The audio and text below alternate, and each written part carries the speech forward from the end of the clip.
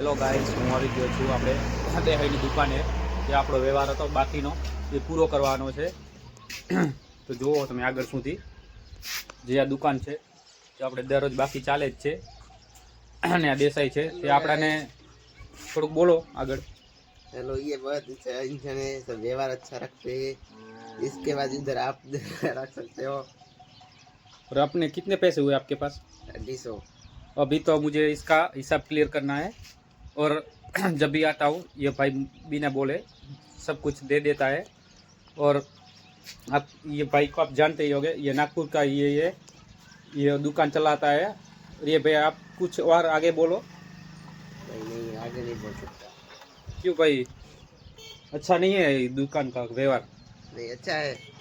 तो क्यों आज कुछ बोलो आगे, थोड़ा इसका भी रेवेन्यू ले सकते हैं हम.